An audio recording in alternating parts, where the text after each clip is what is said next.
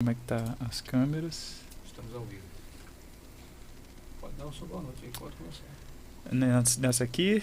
Ah, Olá, boa noite a todos, sejam bem-vindos a mais um Florescast. Hoje estamos com a presença dos meus dois grandes amigos, Samuel Bezerra e João Pedro. Muito obrigado por ter vindo, João Pedro. Muito obrigado, Samuel. Muito obrigado, seu Enio, mais uma vez por mais uma noite do seu trabalho aqui. Hoje o nosso bate-papo vai ser muito bom, como sempre é. Vamos falar sobre muitas coisas bacanas, interessantes, né? E é isso. Se apresenta aí, por favor, Samuel. Diga aí quem você é, além de um lord inglês. É sempre essa... boa noite. Meu nome é Samuel Bezerra, como já foi dito. Sou um amigo próximo, muito próximo. Um dos melhores amigos de Erickson. E estou aqui para contribuir com o programa dele. Com temas interessantes e com as minhas perspectivas, né? Muito bom. É isto. Obrigado, Samuel. Por favor, João. Boa noite a todos, né? Obrigado, Erickson, pelo convite. Então, meu nome é João Pedro. Somos amigos há um bom tempo aí, sempre discutindo temas interessantes, né? Espero que minha fala contribua aí, né? Minhas visões aí contribuam para o seu podcast, né? Com certeza, com certeza. Vocês conseguirem trazer um terço do que geralmente trazem nas nossas conversas, tenho certeza que quem estiver ouvindo e assistindo vai aprender muito. A gente pode começar falando um pouco por que eu chamei vocês aqui, né? A ideia do Florescast é trazer principalmente conhecimento, né? Acima de qualquer coisa. Conhecimento este compartilhado por nós aqui e por vocês que estiverem assistindo. Então, um dos motivos pelo qual eu chamei vocês é porque eu tenho certeza que vocês têm muito a contribuir nesse sentido, né? A gente tem muitos assuntos em comum, muita coisa que a gente concorda, muita coisa que a gente pensa parecido, algumas coisas que a gente discorda e áreas que eu nem conheço, né? O conhecimento que vocês têm que estão muito além da minha até capacidade de entender. Por isso é que eu gosto de conversar com vocês, que vocês sempre trazem coisas muito além, às vezes até do que eu sou capaz de entender. Como hoje você vai falar de astrologia, né? Você vai falar sobre geopolítica, enfim. Então, por isso, e eu acho que o precursor dessa nossa perspectiva, né? Dessa intenção primordial de estudar e de buscar o conhecimento foi o professor Olavo, né? Então, gostaria que vocês começassem falando. Pode ser João Pedro, falando quem é, né, o professor Olavo para você e quando foi que você conheceu ele, o trabalho dele, enfim, o que você já leu a respeito dele, enfim. O professor Olavo é assunto para um podcast inteiro, mas você fala aqui por alto, por favor. Então, eu tomei conhecimento da existência do professor Olavo através da minha mãe, né? Ela que... Caramba, cara, que legal, não sabia. Ela Que que massa, assistiu os primeiros vídeos dele, me indicou e que me deu o primeiro livro que eu li, né, do professor Olavo, que foi O Mínimo, né? Sim. Isso foi em 2016. Sim. Né? E ela já conhecia ele já fazia tempo? Ou... Não, pouco tempo antes ela tomou conhecimento dele e me apresentou, né? Aí eu comecei o COF um ano depois, depois de ter lido O Mínimo, né? E ele, para mim, me abriu para muito conhecimento, né? Que veio depois. O COF é o curso online, para quem não sabe, é o curso online de filosofia, curso do professor Olavo de Carvalho, onde ele tem milhares de alunos, né? Eu acho. Milhares de alunos, onde ele ensina filosofia, já tem centenas de aulas, que ele já faz isso há muitos anos. E, graças a Deus, trouxe o conhecimento dele e referências de muitas pessoas pra gente. Isso. E, assim, antes disso, eu não tinha nem um pouco da necessidade, né, de estar sempre buscando novos assuntos. Vivia né, à margem de todo esse universo aí do conhecimento, né? Então, assim, ainda, claro que me falta muito ainda, não me considero intelectual nem nada assim, mas... Você não se considera intelectual? Não. Caramba. Não. A gente, Por que a não? gente busca, né? A gente busca sempre entender as coisas, mas não sou um intelectual, não. E Samuel acha que é um intelectual, Não. Samuel? De maneira alguma. Tá longe, Caramba, que bom. Eu pensei que eu fosse o único que não me sentisse digno. Inclusive, isso vai ser uma das minhas falas, né? Por que não? E o que é um intelectual? Que pode Pois ser. é, mas o professor Olavo apresentou muita coisa para mim. Muita coisa. Eu acho que eu estaria perdido se eu não tivesse conhecido, né? Pronto, Samuel, por favor, agora Bom, fale. o que eu posso dizer sobre Quando Olá. e como? Quando e como, né? Sobre este processo, porque foi gradual. Então, o primeiro contato que eu tive com o professor Olavo foi na eleição de 2014, de Dilma e Aécio. Né? Sim. Pelo que me recordo, foi numa postagem do Facebook que eu tive contato. Foi a primeira vez que eu vi um conteúdo dele. Foi essa postagem. Referente à eleição, né? Era um tema da eleição. Uhum. Daí eu passei a ver mais e mais, gradualmente ver as postagens. Só que isso ficou só nas postagens até 2016, 2017. Uhum. Que aí quando eu ingressei no COF mesmo em 2017, por influência de um outro amigo, Juliano. Sim, que infelizmente foi que não eu está aqui hoje, mas em breve estará. se Conheci Deus quiser. ele, Juliano, pela UFRN, por meio da UFRN, e Sim. num grupo chamado Contra os Acadêmicos. Sim. Porque naquela época eu peguei uns cartazes dentro dos murais do setor 2 da UFRN, que é o setor de humanas, Sim. de vários autores esquecidos do Brasil, como Mário Ferreira, autores de direita, e colava, inclusive de Olavo também, colava nesses murais. Juliano descobriu esses cartazes e foi saber no grupo contra os acadêmicos quem era que estava colocando, porque esses cartazes eram feitos pelo contra os acadêmicos, que eu só fazia cópia. Sim. E aí foi desenvolver essa amizade e aí ele fez eu entrar no COF, a partir de 2017. Sim. Então foi gradual esse processo de inserção dentro do, digamos assim, do olavismo, né? Sim. Não considero que eu entrei no olavismo em 2014, mas sim em 2017, que foi quando eu realmente entrei no COF e vi o centro do trabalho de Olavo, né? Que é o COF. Entendi. Tive contato. Eu preciso tomar vergonha na cara e fazer o COF, né? Porque até hoje eu nunca fiz, por vários motivos, né? Mas pelo que eu vi, eu trouxe Daniel na outra semana, ele conheceu o professor Olavo também um pouquinho depois. Acho que até o momento da gente, eu não sei Juliano, mas eu fui o que conheci mais cedo. Mas embora tenha conhecido mais cedo, fui o que provavelmente menos se dedicou a estudar a obra dele, né? Eu conheci o professor Olavo em 2013. Eu estava numa militância estudantil, na secundarista, de esquerda, né, evidentemente, de direita acho que nem existia em 2013, e percebi que eu não sabia o que eu estava fazendo lá. Eu estava cumprindo ordens, estava seguindo a manada, estava, né, surfando a onda ali, né, de congresso, viagem, militância, manifestações, mas eu não tinha real consciência de qual era o meu papel, quais eram os impactos do que eu estava fazendo. E aí lembro que eu cheguei do congresso em Minas Gerais, né?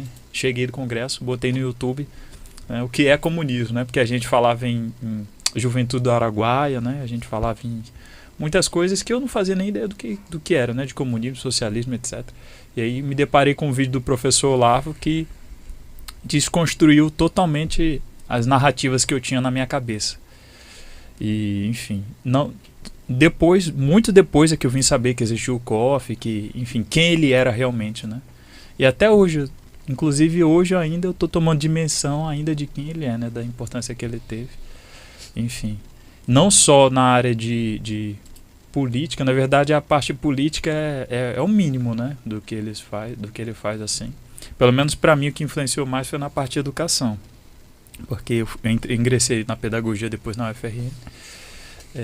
Mas e vocês, assim, no meu caso foi mais essa parte de educação. Vocês, o que o professor Olavo trouxe de mais relevante assim na vida de vocês? Foi conhecimento na parte política, foi na parte, no seu caso, da astrologia, da parte, enfim, acadêmica, literária, ou religiosa, espiritual, enfim, qual foi o impacto maior que ele teve para você, João Pedro? Olha, inicialmente, eu diria que na linguagem, né? Sim. Inicialmente na linguagem. Eu acho que... Como assim, linguagem?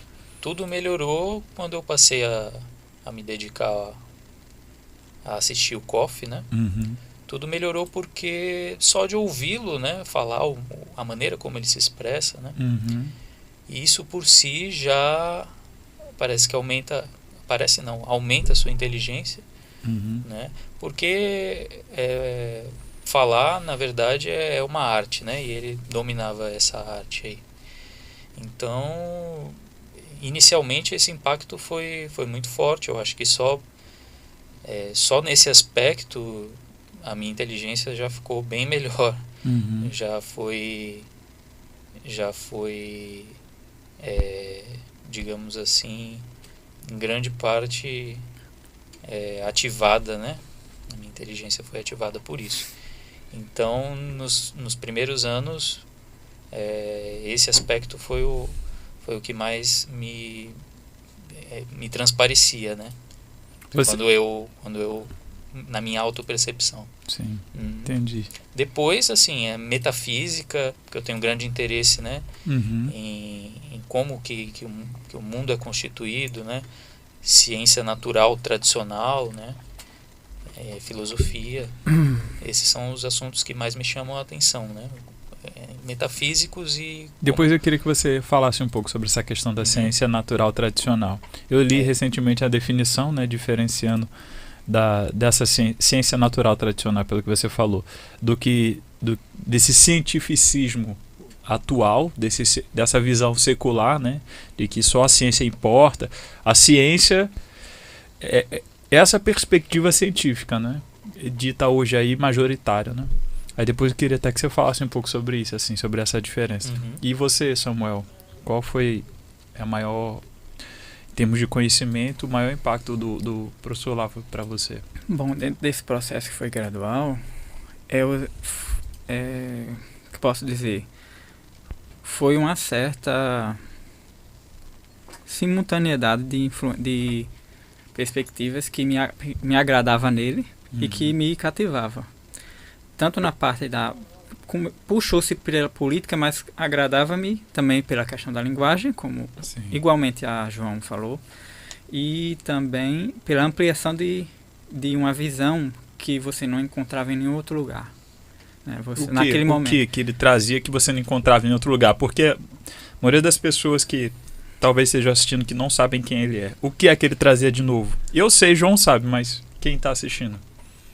Quem está assistindo, bom, o que você vai encontrar em Olavo é uma maneira única de articular ideias, eu posso dizer assim.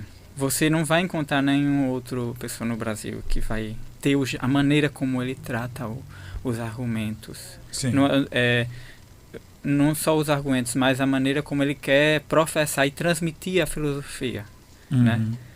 Então, isso é o diferencial que eu acredito. Sim. Principal. Não é simplesmente a maneira, mas você observa que tem algo ali mais profundo.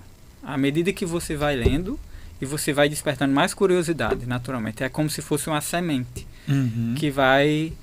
uma semeadura Sim. natural que ele tem esse poder. Sim. Que ele conseguiu fazer, né? Então... Justamente quando se fala seminário de filosofia, e a palavra seminário vem tem essa ligação etimológica com semente, que é semear. Sim. um seminário de filosofia, semear filosofia. Sim. Então é isso. É isso que tem o diferencial, acredito. Sim, entendi. Muita gente que ouviu falar no professor Olavo, né, ouviu falar que ele era um astrólogo, né? Tipo, um astrólogo, enfim. Muita gente ouviu falar que ele é um guru da direita, alguma coisa nesse sentido. O que pra gente que conhece um pouco, eu digo um pouco, porque embora já estejamos aí há pelo menos uns quase 10 anos, né, conhecendo a história dele, mas em frente à grandiosidade de tudo que ele já escreveu, você trouxe aí alguns livros, né, e tudo que ele já criou, o que a gente conhece há pouco, né, com certeza. Então, mesmo assim, a gente sabe alguma coisa e sabe que a última coisa que ele é um guru, né, da direita, alguma coisa nesse sentido, ou muito menos um astrólogo, né? Mas, mesmo assim, ele teve uma certa influência para a direita, né? Não só ele diretamente, mas, sobretudo, as referências que ele trouxe, muito mais do que ele, as referências que ele trouxe, né? O tanto de autor que hoje eu conheço, porque ele indicou, não está escrito, e vocês também, com certeza, até mais do que eu. E também o trabalho dele, que ele teve no passado, na década de 70, 80, né, como astrólogo, né? Não um trabalho, mas o campo de estudo, assim. Aí queria, já entrando nisso, que você trouxesse um pouco. Um dos motivos que eu trouxe você é que você é um cara que gosta de estudar isso, né, astrologia, e desmistificasse um pouco para quem está assistindo, né, o que é isso. Porque a maioria das pessoas que não faz ideia de que o conhecimento, a busca por entender o ser humano que acontece aqui na Terra a partir de fenômenos celestes, ou a possível ligação que existe entre eles, é uma coisa que tem milênios e houve em todas as culturas, todas as civilizações praticamente, desde as primeiras civilizações lá na Mesopotâmia até atualmente. Então, pensa que, e a maioria das pessoas não sabendo disso, pensa que a astrologia se resume a saber o horóscopo na revista final de semana, né? Uhum. Mas não é isso, a gente sabe. E o seu contato com a astrologia teve alguma coisa a ver com o professor Olavo? Se teve, conta um pouco pra gente e depois explique um pouco pra gente o que é isso, por favor, João. Eu tive os primeiros contatos com a astrologia bem depois, né, de Sim. ter estudado a obra do professor Olavo, e o que me motivou, o que me deu segurança, né, de aprender isso, foi o fato justamente do professor já ter estudado, né? Sim. Então, assim, tudo que eu havia estudado por indicação dele me trouxe algum proveito. Sim. Né? Teve uma postagem no Facebook que o professor fez, falando que quem não estudou, né, quem não estudou o simbolismo astrológico, quem não estudou a maneira como os antigos pensavam, né, não tem a menor capacidade de entender como aquelas sociedades antigas funcionavam, né? Sim. Então isso já me chamou a atenção e é o que me deu segurança para aprender, né? É assim, como é um estudo muito antigo, né? É claro que num primeiro momento eu já sabia que não se limitava a essas revistas de horóscopo, né? Sim. Que falam de curiosidades simples, baixas, triviais, infantis, né? Muitas vezes. Sim. Né? E o que é? Fala pra gente o que é. Fala pra mim, né? Porque eu tentei estudar um pouco sobre isso nesses últimos dias, né? A partir do momento que você aceitou o meu convite. Mas eu vi que é um negócio, cara, muito complexo, muito complicado mesmo. Então, se possível, tente trazer um pouco pra gente só das definições e o que é e como que você enxerga isso. É uma ciência tradicional, tá? Ela não se limita às premissas das ciências modernas, Sim. né, que são mecanicistas, né? Então, o que se quer dizer com mecanicista, né? E o que você quer dizer com ciência tradicional? Explica Isso, também, por primeiro, favor. mecanicista, porque Sim. é onde a gente vive, né, mentalmente. A gente vive num mundo mecanicista, né, porque é assim que nos foi condicionado a maneira de olhar para o mundo. Então, nós olhamos para as coisas e vemos que elas são constituídas de partículas, né? Materialista. Acho que você quer dizer talvez materialista ou não? Mecanicista, porque acaba sendo como as coisas vão se articular, né? Fica à vontade, é Samuel, materialista. para contribuir, meu cara. Eu acho Fala aí. que o que pode ajudar a entender é você pegar a ideia de cosmovisão. Porque você tem... Cosmovisão é o que? É a visão do todo. A visão do todo atualmente, ela tem uma raiz nesse mecanicismo que ele está falando, a visão mecanicista, que é a mudança de paradigma, vamos dizer, da Idade Média para a Idade Moderna. Sim. Sobre a visão Pronto, sobre a gente tudo. chegou num ponto interessante, questão do iluminismo. A astrologia que o João está estudando e estuda é a astrologia tradicional antes desse paradigma mecanicista, que é da visão tradicional mesmo das coisas. Que você vai pegar E é a única que existe, na verdade. E é a única que existe. As pessoas com pensamento mecanicista, materialista, né, moderno, quando elas estudam isso, elas acabam trivializando e repetindo a visão sobre isso e não entendem a fundo o porquê que existe, né? Eu acho que... Por que isso existe. E não consegue explicar por que esses fenômenos acontecem, por que esse conhecimento funciona. Em questão de se falar sobre visão do todo, se você ser honesto, vai ver que não é uma visão do todo que nós temos hoje. Temos um recorte que é feito pela ciência moderna sobre os fenômenos em geral, né? Vamos dizer assim.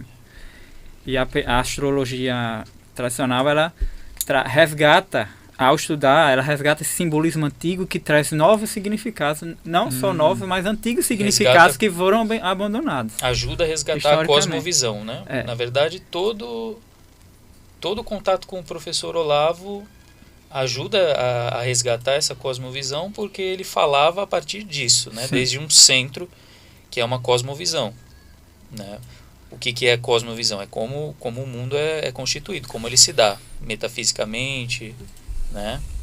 O que são as coisas. E com relação à diferenciação da ciência tradicional para a ciência moderna, a gente pode colocar dessa forma, né? Ciência tradicional para a ciência moderna. Me parece que as pessoas hoje em dia, inclusive foi um outro conceito que o professor Olavo trouxe e que eu acho que a gente pode usar para explicar melhor, explanar melhor isso, né, para entrar no assunto da astrologia, é o conceito de secularismo, né, a visão secular das coisas. Às vezes as pessoas elas utilizam apenas o filtro da ciência para enxergar a realidade, né? Elas desconsideram completamente qualquer outra coisa que não seja essa ciência moderna, que está totalmente sujeita ao método científico moderno e que desconsidera completamente tudo que foi feito até então. Isso em todas as áreas, praticamente, né? Então, grandes cientistas da história, né, eram, por exemplo, eram alquímicos, eram esotéricos, grandes astrônomos eram também astrólogos, mas a partir da Idade Moderna, né, Revolução Francesa, Iluminismo, isso foi praticamente cortado, né, deixado de lado e ignorado. Então, explica para a gente, por favor, essa diferenciação. Eu acho que cabe, né, o conceito de secularismo para entender um pouco essa diferença da ciência tradicional para a moderna. Ou não? O que você acha? Fica à vontade para colocar o que você achar melhor. Não, é tudo uma questão de visão, né, sobre o que é o conhecimento e como se dá a ciência, né, a investigação científica, que na modernidade se tornou adepta mais às causas materiais, né? Como que as coisas são constituídas materialmente, né? E assim, como se faz para investigar os fenômenos, né? a partir de conceitos muito limitados, né, que consideram mais os aspectos quantitativos e não Sim. qualitativos, né?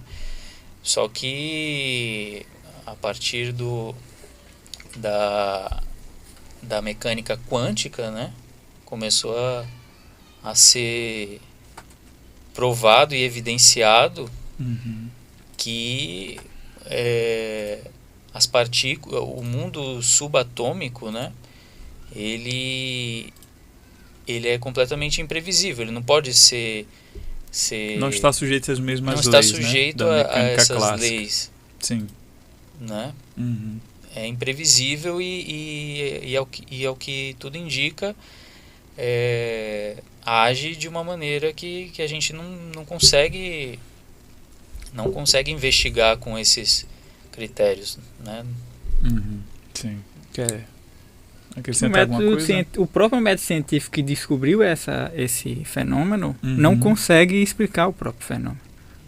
Não Como consegue assim? chegar. O que quer dizer? Que não tem a previsibilidade que o método científico requer para poder estabelecer leis, né? Como nós temos com a mecânica clássica.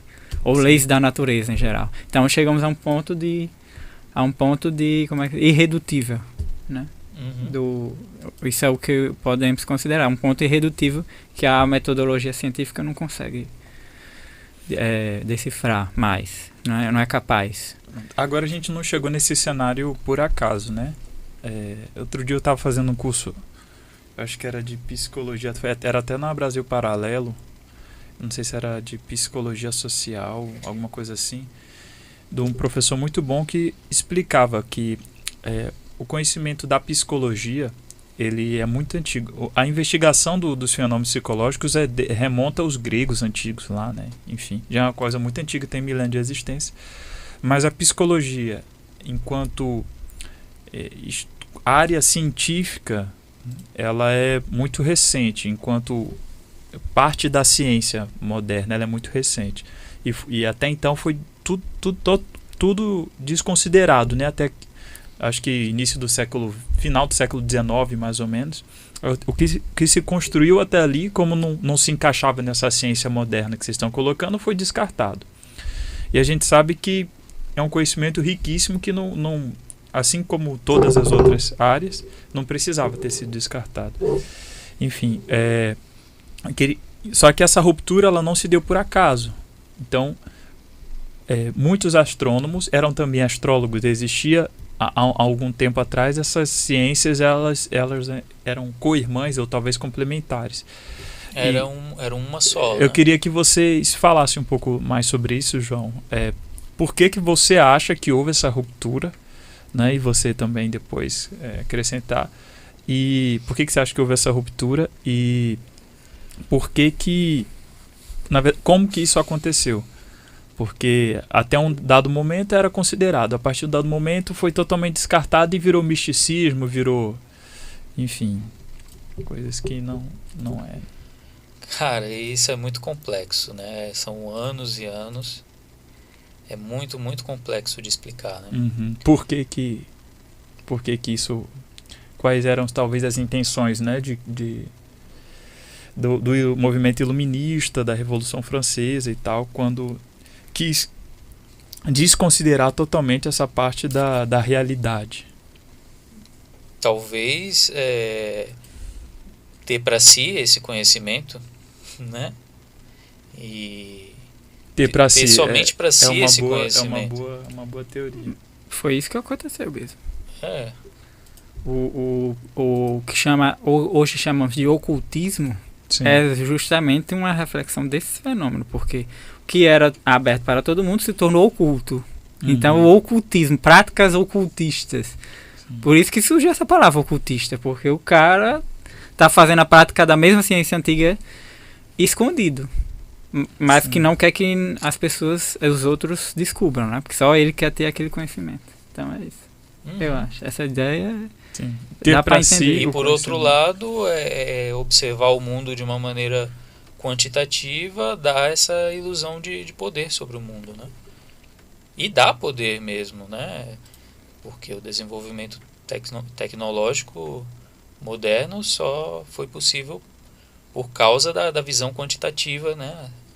Esse olhar quantitativo para o mundo, né? Esse olhar, no caso... Quantitativo, né? Os aspectos quantitativos e materiais das coisas, né? Matemáticos. Então, é isso que possibilitou o desenvolvimento tecnológico, né? E voltando para a questão da astrologia, né? Eu queria que você falou, né, que é uma ciência tradicional. É uma ciência tradicional, considera os aspectos qualitativos das coisas, né? Sim. E o que isso tem a ver com horóscopo?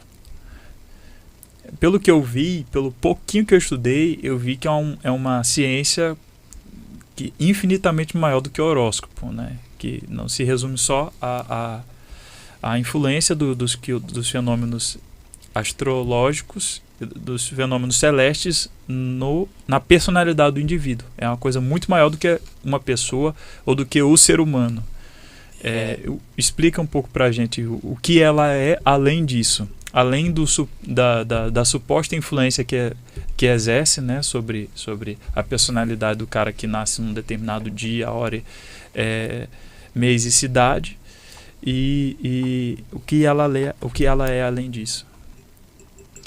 É uma arte, né? A astrologia é uma arte que busca desvendar, né, as qualidades do tempo, né? Só que a gente precisa entender o que é tempo, né? Hoje O que é tempo? A gente tem a noção de tempo, nós seres humanos temos Sim. a noção de tempo porque existe o espaço físico, né? A dimensão física. Então, tempo pra gente, nós temos essa percepção de tempo justamente porque as coisas se movem. Os movimentos cíclicos dos corpos celestes.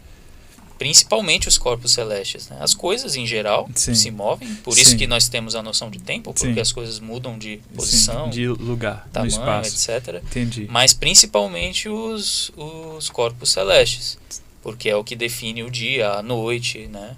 Principalmente o dia e a noite, por isso que o Sol e a Lua são os principais, né, na astrologia. Sim. Então, é uma arte que busca, o praticante da arte busca manifestar, né, busca comunicar as qualidades do tempo. As entendeu? qualidades, que qualidades? Quais qualidades?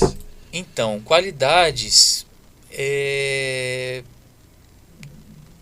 de princípios, né? As qualidades de princípios. Como a gente fala de princípios, princípios são coisas, como é que se diz? São que Jung falava, né? São arquétipos. Arquétipos, sim. Né? Então, E como que além de entender como as coisas funcionam, como que o astrólogo ele vai aplicar isso? Ele vai aplicar esse conhecimento. Ele é um conhecimento aplicável? Primeiro, antes de perguntar como que ele vai aplicar, é um conhecimento aplicável? E como que se aplicaria? Como que se aplica? Tipo, vou estudar isso aqui. Além de entender por que isso é assim, o que eu vou fazer com essa informação, com esse conhecimento? É um conhecimento 100% aplicável. É só aplicável, na verdade. É uma arte, né? Sim. Como? Como que a gente faz? Na vida prática. A gente observa os astros, as posições das coisas, né? E como a gente aplica esse conhecimento? Tipo, observei... Um horóscopo é um mapa, é um gráfico, né? Só que o horóscopo ele está voltado para a investigação, né, da personalidade humana, né? Mas um mapa é simplesmente um gráfico, né? Mapa astral. 2D, é um mapa astral, um gráfico 2D de como que as posições dos astros em certo momento estão configuradas, certo? Então é a partir daí que surge uma interpretação das qualidades do tempo segundo esses princípios, né? E esses princípios eles eles são investigados, né, por signos, né? Signos, planetas, né? Os planetas possuem qualidades. Se a gente olha para eles, a gente percebe isso. Como As assim? coisas estão aí e elas são... Quais qualidades? Fala um pouco para eu entender. O realmente. Sol é quente, o Sol ilumina. Sim, essas e qualidades. e os planetas? Né? São coisas evidentes, né? Sim. São coisas evidentes. Os planetas, eles se movem com uma certa regularidade, por exemplo, né? A gente pode dizer que certa coisa que é mais rápida do que outra tem qualidades diferentes, né? Não só da rapidez, né? Ele manifesta qualidades diferentes por ser rápido, né? Ele se configura de uma maneira diferente. Sim. Entendeu? Sim. Acho que o que pode ficar mais claro, até agora no momento a gente não falou, na perspectiva espiritual disto, que seria o que imprimem qualidades. Esses arquétipos imprimem qualidades. Sim. São qualidades do tempo, né? Que são impressas e estão impressas nesses arquétipos. E esses arquétipos vêm de onde? Vêm de uma linguagem. Eles expressam uma linguagem sobre a realidade. E essa linguagem sobre a realidade tem origem em quê?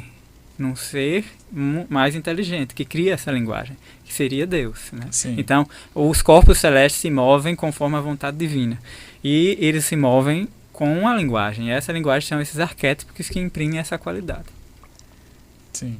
Nossa, muito bom. Muito bom. Então, de certa maneira, estudar astrologia tradicional é ler essa linguagem divina que está se desenrolando continuamente. Essa linguagem divina. Além do tá horóscopo, se expressando ali. Além do horóscopo, ela é aplicável para alguma outra coisa? Tipo assim, o quê? Tudo. O quê? Absolutamente tudo do mundo natural. Absolutamente tudo do mundo natural. As coisas funcionam, as coisas no mundo material, só para eu tentar entender o que você está dizendo. Elas funcionam, e o que você trouxe também, de um determinado modo, que sob uma determinada ordem, sob leis, ainda boa parte delas desconhecidas para o ser humano, e essas leis, essa ordem, ela reflete uma ordem superior que está sendo de um certo modo, que de um certo modo utiliza-se dos corpos celestes para manifestar essa ordem no plano físico. Então, por exemplo, as estações do ano são um exemplo mais evidente, mas sei lá, a disposição dos planetas.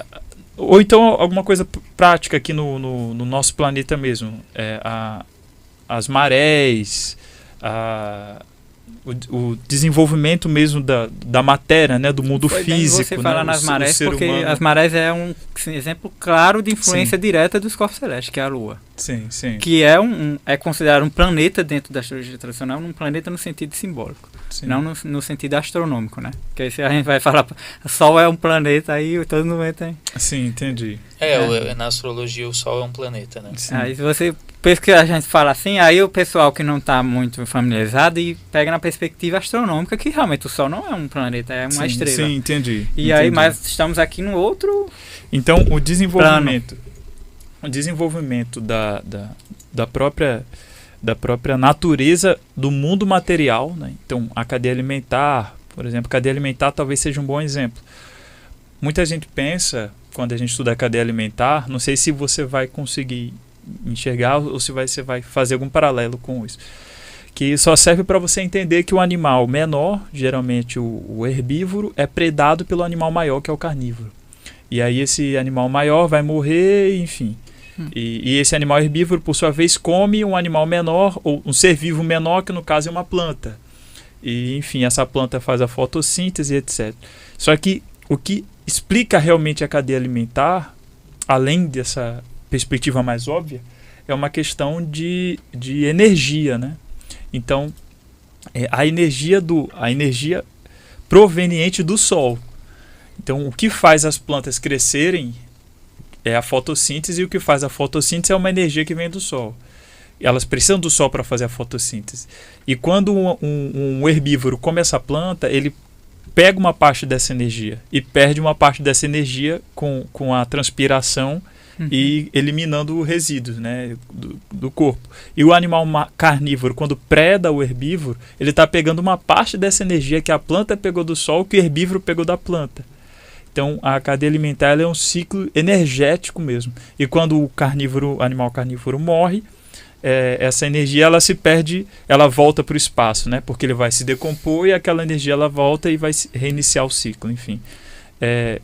Esse talvez seja um exemplo, a cadeia alimentar, ou toda a evolução do mundo físico, animal, do animal, do ser humano, como que esses fenômenos celestes, como essa linguagem, essa talvez simbologia desses fenômenos afetam diretamente, e não só afetam, como talvez coordenem a forma como as coisas acontecem aqui, né, na Terra. A ideia não é que isso afeta fisicamente. Não é que os corpos celestes afetam fisicamente ou coordenam. Sim. Porque eles não são... Não é isso. Não são motivo, entendeu? Não tem consciência. Não tem consciência, eles não motivam esses... Mas eles são usados terrestres por uma consciência maior. Não, eles são imagem. Eles são imagem do que acontece na perspectiva terrena, né? Então, eles são corpos, tal como nós, tal como as coisas que estão próximas a nós, né? Sim. Então, os astros são corpos que são imagens do que acontece. São imagens. É como se fosse eu acho que eu peguei, é como se fosse uma escala maior do que acontece aqui. Exatamente. Como uma das leis do Por isso que a gente hermetismo, precisa, né? Como está em cima. Por isso que a gente precisa analisar de uma maneira artística isso daí. Sim. Entendi. Não exata, né? Não pode ser exata. Entendi. Porque é uma imagem. É como você olhar para uma pintura e dizer, essa pessoa que está pintada aqui, ela tem qualidades semelhantes, né, à pessoa que serviu de base para a pintura, né? Sim. Então, uma fotografia, né, uma pintura de uma pessoa é uma imagem em termos de qualidade, né, da pessoa que realmente se manifesta para você. Sim. Entendeu? Entendi. Então, tudo que possui qualidades semelhantes, né, pode ser uma representação de outra coisa. Por isso que o mundo ele é simbólico. Entende? Ótimo. Vamos falar sobre isso agora. Vamos entrar nesse... Você falou o mundo é simbólico nesse tema de simbologia, né? Você poderia começar um pouco falando sobre isso. Eu tentei estudar um pouco sobre isso, mas é outro tema bem complexo, né? E que está totalmente ligado, como você encerrou a sua fala, a essa questão da astrologia. E você começou a sua fala falando que para entender certas coisas, você precisa entender a simbologia astrológica, né?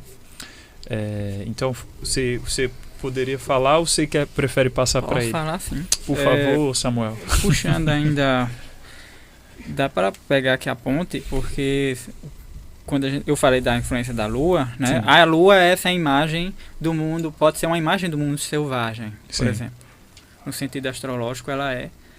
E no sentido simbólico, ela é esse simbolismo do movimento das coisas, do movimento mais rápido, do mundo natural, do mundo selvagem. Então, quando você falou de cadeia alimentar, e a gente percebe ainda que nossa linguagem tende a seguir uma perspectiva ainda muito quantitativa. Quando a gente, falando em cadeia alimentar, né, que você falou de troca energética e tudo, ainda está na perspectiva mais quantitativa aí. Pronto, traga pra gente a perspectiva simbólica. Quando a gente vai imaginar esse mundo selvagem numa perspectiva mais simbólica, a gente não está falando de perda ou ganho de energia, está falando do significado daquelas atitudes dos bichos, por exemplo. Porque se a gente pensa em energia, a gente automaticamente já está falando de perda e ganho. A gente já está pensando, né, da forma mecanicista que você tinha trazido no início. a energia surge porque os átomos colidem Sim. de certa maneira Sim, sim. e as moléculas são transformadas pelo nosso organismo, Sim, sim. entendeu? Sim. Isso é o que é energia, é a visão de energia que a gente tem. Sim, a visão da ciência moderna, né? A visão mecanicista. Então a gente não fala de energia, a gente fala de significado. Então fala um pouco. Fala de significado, de Muito sentido. bom, muito bom. E a gente eu vou citando a Lua, o simbolismo astrológico, ela tá, na mitologia grega principalmente, tem muitas ligações. Você pode fazer associações dos deuses gregos com qualidades de certos planetas. Inclusive, por exemplo, da Lua, você tem uma certa ligação com a deusa Ártemis, ou o contrário, na verdade, né? A deusa Ártemis, ela tem uma ligação de imagem com a Lua. Sim. Com a Lua, com o simbolismo da Lua. Porque a deusa Ártemis, na mitologia grega, ela é a deusa da vida selvagem, dos animais selvagens, das florestas. Então, tudo isso tem ligações. Você enxerga essas ligações quando você vai ver a mitologia grega e estudar a astrologia tradicional.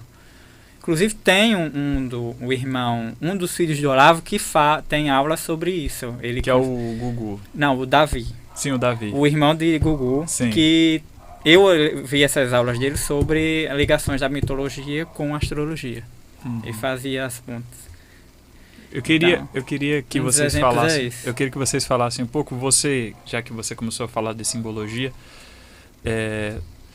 falar um pouco sobre isso, né? Sobre simbologia e simbolismo, né? Como que a gente perdeu essa conexão? Quer dizer, a gente não perde, porque ela é inata à natureza humana, ela é inata à natureza divina, né? Que está em todo lugar. Mas como a gente deixou de contemplar, de perceber isso. Então, por exemplo, quando você entrava numa catedral gótica, lá no século XV, né, Catedral de Notre Dame, lá quando começou a ser construída e tal, você entrava ali e você já sentia várias coisas. E se tivesse... nem precisava talvez ser muito estudioso, mas você já conseguia sentir uma conexão com algo superior. Tudo ali era feito de um modo simbólico para te fazer sentir, perceber e aprender as coisas. Então, os desenhos nos vitrais, o formato das colunas, o formato da própria igreja, o tamanho da igreja, a imponência, para onde ela está direcionada, para onde ela foi construída. E hoje a gente perdeu, perdeu talvez não seja a palavra, mas a gente não vive mais essa conexão e não tem mais essa percepção simbólica, né, das coisas. Não só não é utilizado, como talvez o simbolismo seja usado mais para o mal e deixou de ser utilizado até pelas religiões, enfim, como talvez pudesse ser utilizado, né? Hoje em dia a gente tem uma percepção muito limitada. Para a gente, símbolo é o quê? É a cruz de Cristo, é um símbolo, é o peixe. É isso. É o símbolo do yin yang, sabe? A gente tem essa visão muito limitada ainda. Eu queria que você falasse um pouco sobre isso. Sobre... Eu sei que é difícil, mas... muita coisa. Como que a gente perdeu, né, essa conexão? Todos esses temas aqui são muito difíceis de complexos, falar. Muito difícil. Assim. É um negócio Mas assim a gente vai ficar só no café com leite aqui, só o leite. beabá mesmo. Para tornar interpretável, Inteligível. né? Inteligível. Sim.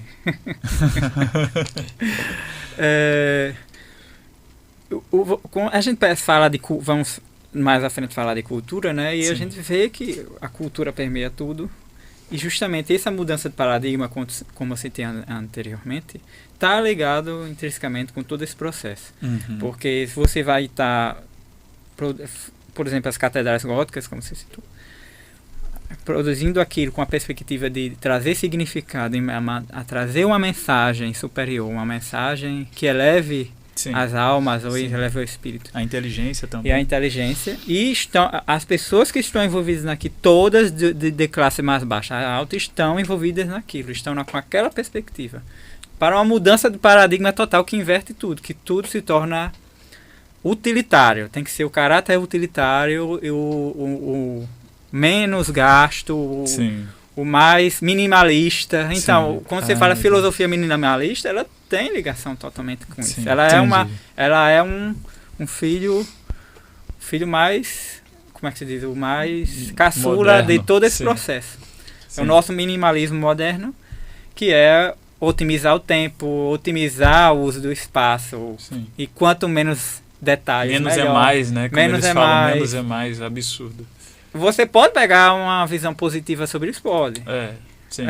Digamos, localmente ou pode dizer ocasionalmente, né? Sim. Mas no sentido mais universal, Sim. isso é um prejuízo muito grande, Sim, no sentido da certamente. inteligência. Sim, sim. Então, eu acho que a perspectiva, o âmbito do negócio está aí, a direção está aí. Você falou uma coisa, e aí a gente já pode pegar no gancho na questão cultural, você trazer seus livros, que eu quero que você mostre aí por que você trouxe, enfim, sobre essa questão cultural, né? Você disse que todas as pessoas, elas estavam envolvidas, elas tinham um propósito comum, né, na construção, por exemplo, de uma catedral dessa, que demorava séculos. Então o cara começava a construir aqui, o filho dele, que seria um construtor, um marceneiro, enfim, ia continuar naquela obra, e o bisneto ia continuar, e às vezes eram 300 anos, 400 anos para construir uma igreja.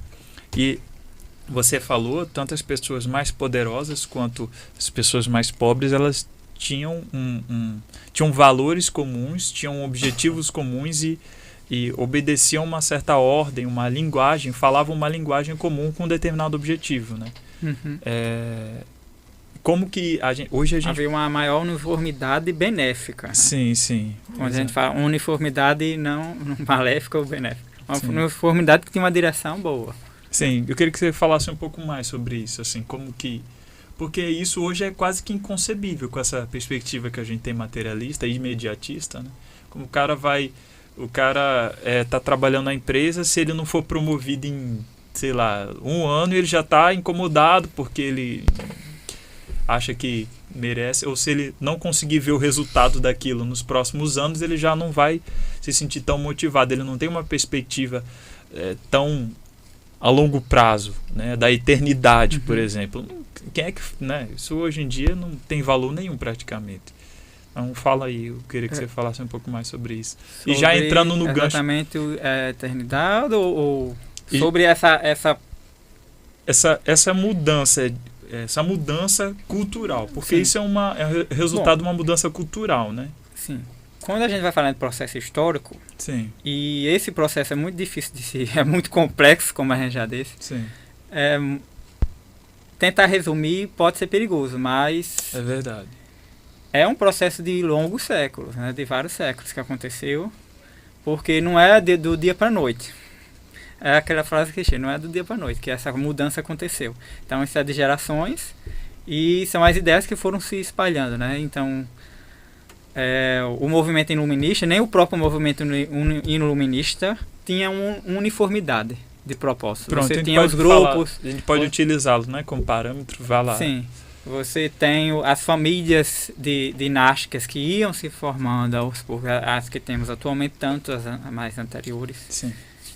Da Revolução Burguesa, né? Sim. Porque você pega a Revolução Burguesa, que foi impulsionada pelo movimento iluminista, e tudo se volta a uma certa revolta, a uma certa vingança dessa classe ascendente que era a burguesia daquela época. Ninguém vai me chamar de comunista, tá? Contra a aristocracia antiga. Sim. Ou contra a igreja, que era uma espécie de barreira para o poder dessa burguesia ascendente naquele momento. Então usaram de todas essas ideias para conseguir mudar o status quo. E conseguiram. Conseguiram. Nossa, muito, muito preciso, né? Preciso como um sniper aí, realmente. Você citou o iluminismo, foi um bom ponto de partida para a gente entender essa mudança. O que caracteriza o movimento, o início da Idade Moderna é a Revolução Burguesa. Sim. Sem a Revolução Burguesa não teríamos o que conhecemos de modernidade. E você fala Revolução Burguesa, você está falando da Revolução Francesa, Sim. né? Também. Também. Pronto, na Revolução Francesa eles têm os princípios, né? Liberté, igualité, fraternité, né? Tipo assim, você fala em Revolução Burguesa, como é que a Revolução Burguesa tinha como um dos seus princípios a igualdade? Se supostamente são eles os maus, né? Os burgueses são os maus, na perspectiva da materialismo histórico dialético, né? Do esquerdista que diz que o mundo se resume aos que têm, aos que não têm, e todo o mal do mundo é culpa dos burgueses. Mas é questão de período histórico, porque na Revolução Francesa não tínhamos Marx ainda, né? Sim, exato. Não tinha. Não havia essa visão materialista histórico naquele momento. Sim. Então, era jacobinos e girondinos. Sim. E jacobinos é o que podemos, daquele momento, dizer que eram próximos, que seriam uma espécie de pré-marxistas ou proto-marxistas. Sim, exato. Não tinha exatamente a perspectiva do materialismo histórico dialético, mas tinha o materialismo. Sim. A perspectiva de prezar pela ciência mecanicista que a gente estava falando e abominar todo o resto. Abominar a religião, abominar... Naquele momento da Revolução Francesa já estava instalada uma visão mecanicista generalizada. Sim. O ambiente cultural já tinha mudado totalmente. Sim. Começando com a Revolução... o movimento iluminista que precede muito antes, né? Sim. 1500, 1600. Sim. E você fala, né? Você falou a Revolução Burguesa, a Revolução Francesa, que eles tinham esses princípios que hoje são utilizados como parâmetro para a maioria das pessoas enxergar a realidade e aplicar como sendo o suprassumo do que existe melhor no mundo. O falso conflito que foi criado foi de propósito, que era a questão de minar a autoridade da Igreja Católica, que é a criação de um método científico e minar a autoridade da Igreja, porque eles essa burguesia ascendente enxergava a Igreja como uma barreira de poder, de impossibilidade de eles poderem subir mais, né, ascenderem mais em poder. Então eles tinham que achar uma maneira eficiente de minar a autoridade da Igreja. Como fala pra gente? E conseguiram. Fala pra gente como que assim, é meio óbvio a questão da monarquia. E assim, não foi só ele, a culpado, assim, digamos, como a gente fala, multifatorial, né? A Igreja também estava em crise. Sim. Enfim, todo o problema interno da Igreja contribuiu também com toda essa mudança de paradigma que foi crucial para minar a autoridade da Igreja, que foi perdida, né? A que ela tinha. E por que a autoridade da Igreja era um problema naquele momento? Na verdade, não que era um problema, mas porque ela poderia ser um problema e, de fato, poderia Porque a autoridade da Igreja é o que garantia a igualdade. Mas eles não estão interessados em igualdade, né? Estão interessados em poder, né? Sim. Porque, sob a perspectiva religiosa, nós somos iguais, né? Somos humanos, falhos, pecadores, né? Todos. E como que isso, assim, para eles na prática, eles como que isso era um problema na prática, né? Na teoria, você explicou assim, teoricamente, por que isso é um problema. Era um problema para eles, mas como na prática esses princípios cristãos seriam um problema para a ascensão dessa burguesia da época? Como seria um problema? Para eles, né? Por que problema de cosmovisão. Exato, mas... Como que as ideias se espalham, né, na sociedade. Então, se a Igreja era vista como uma autoridade, ela garantia que as ideias iam permanecer sãs. Né? Entendi. Ela influenciava o pensamento, tinha mais poder sobre o imaginário coletivo. Exato. Né? Sobre o pensamento. Sim. E, por isso, do imaginário coletivo, a direção para onde a humanidade ia. E para onde ela foi, e onde ela está hoje, né? Sim. Eu lamento muito, assim. Eu queria que você falasse um pouco sobre isso também. Hoje a gente vai, né? Nós somos católicos, né? Nós três, e nós vamos à missa dominical. E às vezes a gente tem uma dificuldade enorme, eu não sei vocês, mas eu que sou recém-convertido tenho uma dificuldade enorme em encontrar assim, uma missa que eu me sinta... Não é nem me sentir, mas que eu me sinta mais... Que eu me sinta melhor e que eu goste mais de estar ali. Que eu tenha mais prazer em estar ali. Não apenas... o rito não muda, né? O rito muda pouco, né? Nessa missa nova não muda tanto. Mas todo o resto, toda a simbologia, desde a estrutura da igreja em si, quão bonita ela é, quão acolhido você se sente ao entrar, até o tipo de música que se toca ali, né? Então, até a mentalidade, a cultura dos fiéis que vão ali para aquela igreja, daquela paróquia, né? Daquela comunidade ali local. Então, a gente enfrenta um pouco essa dificuldade. Não sei se vocês poderiam falar também.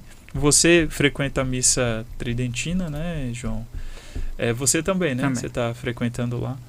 Enfim, então talvez eu seja o errado da história, não sei. Mas, parte dessa dificuldade que aqueles que não frequentam a missa tridentina, ou mesmo vocês também enfrentam, é resultante desse talvez declínio, né, ou dessa pausa, né, na evolução da igreja, assim. Não da igreja como um todo, né, que a gente sabe que, enfim, a igreja é muito maior do que o que se foi feito dela nos últimos 70 anos, mas parte dessa dificuldade é por conta do que aconteceu da Revolução Burguesa para cá. Então, fala um pouco sobre isso, Samuel. Por que você tá... Eu tô chupando a balinha, mas tudo bem. Não, peraí. Dá pra me falar. Dá, então tá bom. Passa uma pra mim, por Só favor. não fica... Só toma cuidado, porque se você... Dependendo do barulho que você fizer, o pessoal escuta muito lá. Entendeu? Já foi até alertado isso pra gente no último encontro. Nossa. Às vezes quando a pessoa tá comendo. Tudo Mas bem. peraí. Não, Chupa essa dá bala, pra... João. Fala um pouco sobre a missa. A missa tridentina, pra falar? É. Bom, já que a gente tá falando de simbolismo e de astrologia, Bom. a gente também pode E eu quero que a gente entre no ramo da cultura para pode você falar trazer das os livros. qualidades simbólicas que a missa tridentina traz. Certo. E que ela possui, que você enxerga de cara. Pode enxergar de cara, se você observar bem. Em todo um significado mais profundo Sim. que está ali embutido em todas as atitudes do padre e tanto nas orações, e na sequência das orações. Você fala em cânone da igreja, você fala... O cânone é o quê? É o sequencial do rito, que é já me esqueci agora o nome. A oração inicial. O que se Ato ajoelha. Ato penitencial. Não, é antes do ato penitencial, na missa tridentina. Sim. É o confiteor. Confita. Confiteor inicial, preparação, né? Aí o Kyrie eleison, que é o ato penitencial mesmo. Isso é o cânone da missa tridentina. Tem que ser feito em todas as missas. Sim. O Glória, o Credo, a leitura do Evangelho, mas eu estou falando no cânone das orações, da liturgia em geral, né? E o Agnus Dei, ofertório, Agnus Dei e o Pai Nosso. Sim, mas por que eu queria que você falasse sobre isso? A gente sabe, por exemplo, na missa tridentina que o padre ele reza virado para Cristo, né? A maior parte do tempo ele está virado para Cristo. Ele vira para a Assembleia na homilia, né? Que ele vai dar ali, não é isso, João? Vai ali falar, né? Sobre a leitura e tal. Mas isso é uma coisa simbólica também. Por que ele está virado para Cristo em vez de estar virado para a Assembleia, como é geralmente na missa normal, na missa nova, né? Ele está virado para a mesma direção que os fiéis estão virados. Sim, exatamente. Então, como chefe, como sim, líder, como né? líder, como quem está à frente, mas virado para a mesma direção. Sim. Né? A gente não precisa entrar nesse tema talvez um pouco mais polêmico, né? Dessa diferenciação com relação à missa. Enfim, às vezes esse assunto tende a gerar um pouco mais de polêmica, mas com relação à mudança mesmo, né? Por que as nossas igrejas antes eram de um jeito, e não precisa nem muito longe, eram igual a Igreja Nossa Senhora do Rosário dos Pretos, ou a Igreja do Rosário lá no centro, e hoje elas estão tão diferentes, vamos colocar dessa forma. Por que se perdeu toda essa simbologia? Por que se perdeu essa beleza? Por que isso foi perdido? Né? Por que isso aconteceu? Quer que eu fale mesmo? Sim. Por que foi perdido? Eu também não sei tanto a resposta no sentido mais atual. A gente pode pegar a mesma perspectiva do que a gente já discutiu e entender que isso conseguiu, de certa maneira, ultrapassar as portas da igreja, né? Da igreja católica. Isso se transfigurou no que chamamos de Concílio Vaticano II. Isso aqui não é uma crítica, Certo. nem é não é uma crítica, nem como é que se diz, uma avaliação positiva, é uma observação. Sim, certo. Então, É uma descrição, né? é uma descrição. Sim. Aconteceu, de fato. A igreja não conseguiu, teve que absorver esse processo dentro dela mesma e ela conseguir, de certo modo, para dar uma resposta para a sociedade ou para o mundo, né? Sim. Como uma espécie de reação de sobrevivência, Uhum. eu acho, um pouco. É uma crise geral da inteligência, né? Mas ela pelo E isso que a gente tá falando, isso afeta os padres. Quando a gente fala Aparentemente, Afeta todo mundo, isso, né? eu ia perguntar isso. Ela começou fora da igreja e como você falou, sim, Começou fora. entrou ou ela começou dentro? Não. como é que você faz isso? Entra nos seminários. Os seminários estão formando os novos padres. Aqueles padres vão ser bispos e arcebispos, cardeais, papa. Então isso começou nos seminários. Sim. De alguma maneira. Qual é a origem da crise da inteligência? Bom, É o que a gente estava falando no início. É você lançar sobre o mundo, né, uma proposta de conhecer o mundo, mas enfatizando, se não dando total atenção para certos aspectos e excluindo totalmente outros aspectos. Sim. E é o que a gente estava falando no início. Aspectos quantitativos, né? Que são Os únicos levados que são em os contas. únicos levados em conta, Sim. e os qualitativos desprezados totalmente, na ânsia de obter controle sobre os processos, sobre as coisas, né? Desenvolvimento tecnológico, Uhum. né? Desenvolvimento tecnológico garante poder econômico, né? E poder material mesmo, né? De causar Agora, causar influência material sobre apesar outros. disso, apesar desse processo, como trouxe Samuel anteriormente, apesar deles terem essa visão, o conhecimento oculto, que nem era tão oculto assim até um tempo, eles não jogaram fora, eles querem para eles. Então, as pessoas, elas... a gente sabe que existe uma elite de pessoas que, embora queira para o povão a ignorância total com relação à ciência tradicional, com relação a conhecimentos espirituais, esotéricos, etc., para elas, eles se preocupam, né, em ter um conhecimento. Não é à toa que elas sempre se cercam de astrólogos, ou de gurus, ou de líderes espirituais, de pessoas influentes, que têm muito conhecimento, né, em tudo isso que a gente está falando, mas, por outro lado, trabalham para descredibilizar esse conhecimento para o povão achar que isso é fantasia, né? Então, É isso que acontece. É isso que acontece, né? É isso mesmo. Aquele que a gente tá falando no carro, o guru do Putin lá, O Dugin. Muitas o decisões cruciais sim. que certos líderes ou certos são tomadas com base em astrologia horária, por exemplo. Hoje Pode ser, ainda. então. Ainda mais. Vocês Sim. podem dar exemplos assim? Só, Secretamente, mas com certeza eles são. Secretamente, né? mas vocês conseguem dar um exemplo só para eu ter... Eu e quem estiver ouvindo, né? Mas só para ter uma ideia, assim. Por exemplo... Certas decisões são tomadas em momentos de configuração astral Sim. que proporcionam uma favorabilidade para que aquilo dê certo. Sim. Que você percebe que não é Por acaso. não é por acaso, Sim. né? Esse tipo de coisa Sim. acontece muito. Decisões Eu não vou importantes. citar um exemplo atual, mas vou citar um exemplo antigo. Sim. A fundação dos Estados Unidos. Ela foi propositalmente escolhida numa data e numa hora, Qual foi, calculada você num sabe? mapa para ser aquilo. É mesmo, cara, não sabia Sim, disso. os Estados Unidos da América foram fundados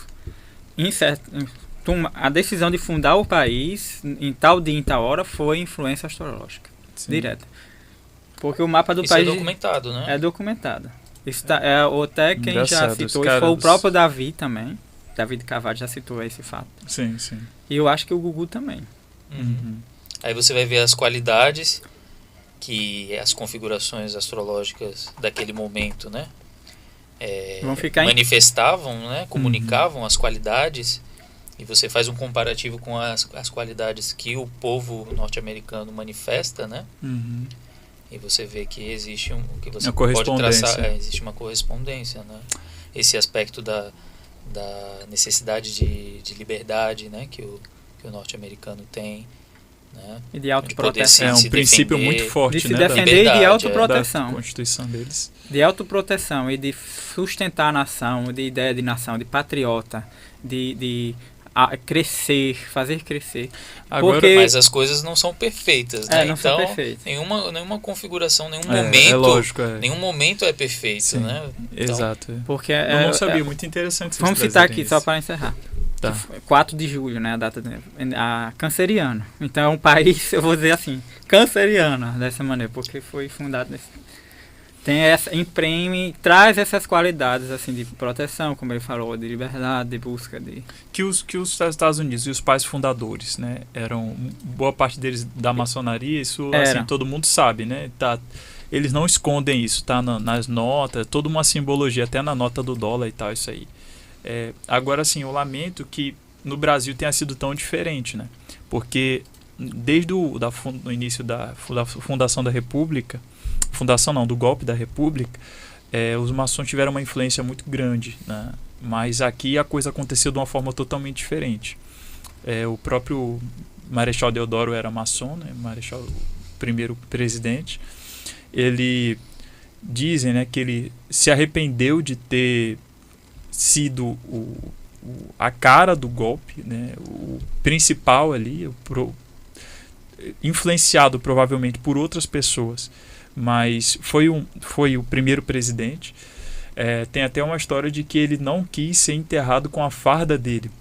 Ele pediu para não ser enterrado com a farda dele militar. Mesmo assim, descumpriram com a ordem dele e o enterraram com a farda. Então aqui a gente sabe que houve a princípio até uma divisão dentro da maçonaria na época né, tinha os azuis e os vermelhos, né? Alguns eram mais monarquistas, outros eram mais a favor da república, enfim. E o que aconteceu aqui foi o próprio Dom Bertrand já falou bastante sobre isso, que é uma tentativa de copiar o que aconteceu lá.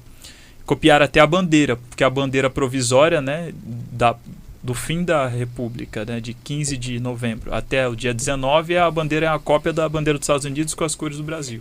Uhum. Então eles copiaram em muitas coisas, mas se tivessem copiado, talvez, se tivessem dado o golpe ou se tivessem feito alguma coisa no dia, né, tivessem feito um mapa astral para mudar, talvez a nossa história fosse diferente também. Né?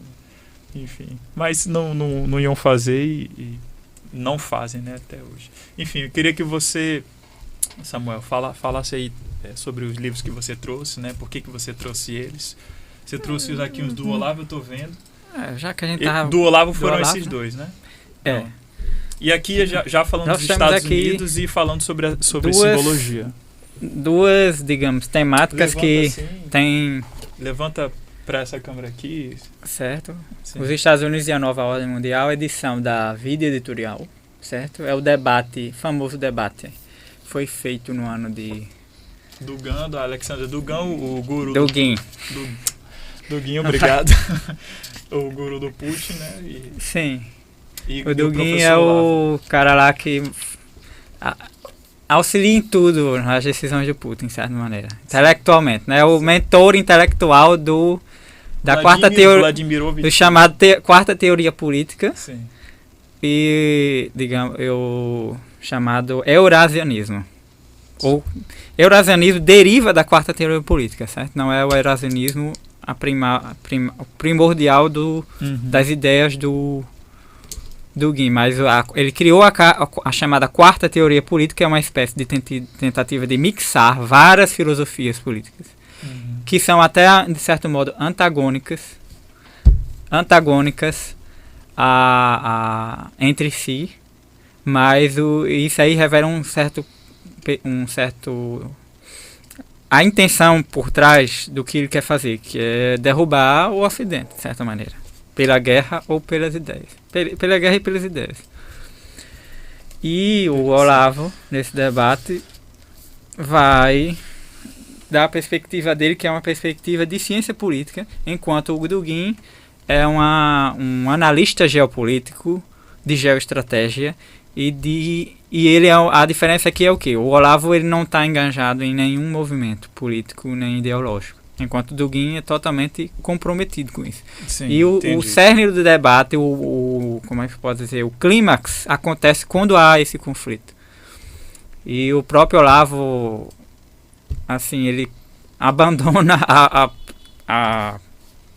digamos assim, no meio do debate com o Dugin, como é que posso dizer, a boa vontade com o Dugin, que ele inicialmente tinha na discussão, entendeu? Entendi. Então, ao ver que o Dugin estava muito comprometido, abandona a paciência. Sim. Abandona a paciência e a boa vontade, né? Sim. Então parte logo para o fight direto e acabou-se. Entendi. Foi. E o outro sobre simbologia? Dialética simbólica. Isso. Fala aí o que é esse livro. A gente falou muito de simbolismo, né? Mas a gente não destrinchou muito o que é simbolismo. O que é simbolismo. Uhum. Simbolismo, o que o Olavo vai dizer em alguns momentos, vai chamar de matriz de intelecções. Matriz o quê? De intelecções. Que é o quê? Que é o quê? Que é intelecções, são percepções, são visões que você tem. E essas visões vêm de uma mensagem que é transmitida. O símbolo é o quê? É um composto, uma mensagem que está ali. Sim. É o que torna o intelecto possível, né?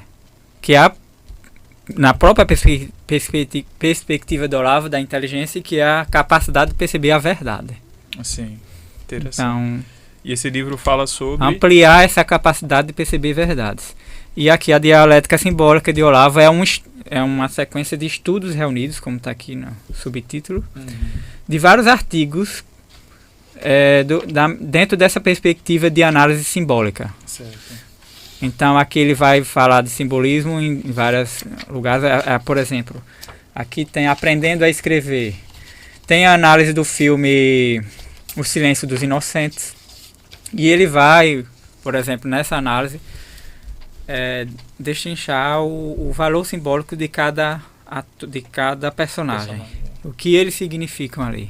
O que eles estão narrando. O que o filme está trazendo. O filme ele se caracteriza como.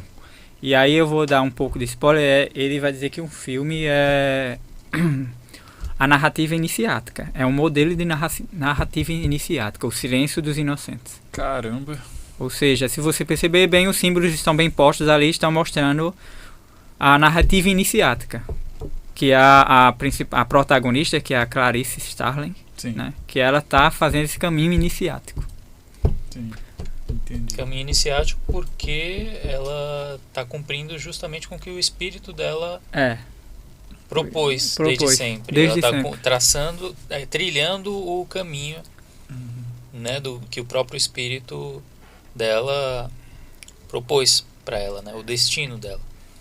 Como fosse um chamado, uma vocação. Você já assistiu né? esse filme? Eu já assisti, mas eu não lembro. A vocação, exatamente. É a vocação. Caminho iniciático é uma palavra muito bonita para dizer que as pessoas estão realmente cumprindo com a vocação delas. Exatamente. Né? Que foi corrompida essa noção iniciática, né? Porque quando a gente fala iniciática é só referente a esses grupos ocultistas ou essas seitas que estão por aí. Mas o próprio cristianismo é um caminho iniciático, né? Ou o único, como o próprio Olavo já afirmou, é o único caminho de iniciação verdadeira, que é o cristianismo. E seguindo os sacramentos, que é o batismo, enfim, crisma e tudo. Vamos falar sobre... Com o seu sentido inicial e realmente verdadeiro, que cada um tem, né, esses sacramentos. E não que viraram meros valores sociais, como a gente fala hoje. Que vai pro batismo e pronto. Entendi. Não sabe o que é. Quer fazer mais como um evento para chamar os parentes, para apresentar às vezes até a criança para a família, do que como um sacramento, entendendo aquilo ali como uma aliança, né, com Deus mesmo. Uhum. Eles não percebem que aquilo surte efeitos, né? Sim. As pessoas não prestam muita atenção, né, nos efeitos que isso surte. E eu queria, já que a gente falou sobre isso, sobre essa questão da Igreja Católica, né, entrar um pouco nesse assunto, no sentido de trazer um pouco essa perspectiva do que significa realmente ser católico, né, para a gente, né? Nós três partilhamos da mesma religião e, lógico, todos temos nossas vocações, né? Às vezes tem alguma semelhança, às vezes não, mas todos temos a vocação, todos temos um motivo pelo qual estamos aqui, e o nosso caminho dentro da religião, ele existe também de uma certa forma para nos guiar nesse nosso caminho, nessa nossa vocação, que às vezes vai ser uma vocação leiga, né? Às vezes vai ser uma vocação sacerdotal, uma vocação para ser um pai de família, né? Como você, né, João?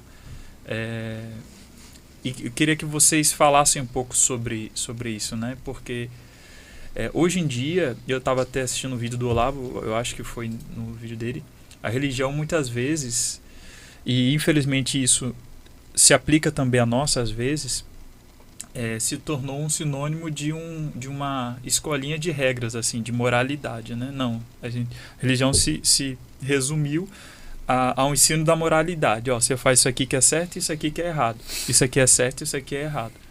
E não só você faz isso, como você tem que mostrar para as pessoas que você está fazendo. Então não basta ser honesto, você tem que parecer honesto, né? Então a religião hoje ela está se resumindo a isso, de uma certa forma, infelizmente. Não só por não se compreender a importância, né, dos sacramentos na nossa igreja, mas por não ter essa perspectiva da vocação e da eternidade da alma e o que a gente está fazendo ali e tal. Eu queria que vocês falassem um pouco sobre isso, né? Sobre isso que eu trouxe para vocês aqui. Uhum. Como que infelizmente a gente perdeu essa perspectiva, em parte por culpa nossa, em parte por culpa do que a gente se depara quando a gente vai à igreja. Eu acho que assim, a religião tem que ser, na verdade, um caminho de busca não da moralidade, do que é o, né? Certo ou errado. Do que é meramente certo ou errado. Visto como certo ou errado, mas Sim. Principalmente um caminho intelectual, cara, assim, de conhecimento da verdade mesmo. Para mim é por aí que se inicia, né? O que são os 10 mandamentos? Por que eles estão configurados naquela ordem? Sim. Né? Por que amar a Deus sobre todas as coisas? Eu entendo que é porque só Deus te leva para a verdade, entendeu? Só a verdade nos interessa. Sim. Entendeu? Qualquer outra coisa é enganação. Você vai estar sendo enganado. Eu não quero ser enganado. Sim. É isso. Basicamente é isso. E você, Samuel? Bom, eu compartilho da mesma perspectiva de João, mas o que eu queria acrescentar é em função da própria crise que a gente já falou aqui.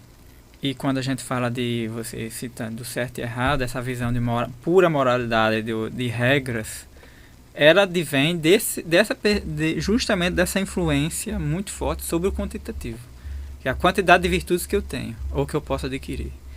Então isso também está corrompido por essa influência mecânica ou influência quantitativa sobre as coisas. Uhum. E não que as virtudes não enxergam as virtudes como as qualidades que se imprimem com certos efeitos e que trazem um sentido, que você tem um sentido a construir, que em conjunto com a personalidade que você quer adquirir. Sim. Então, ter um sentido é o que te aproxima da verdade.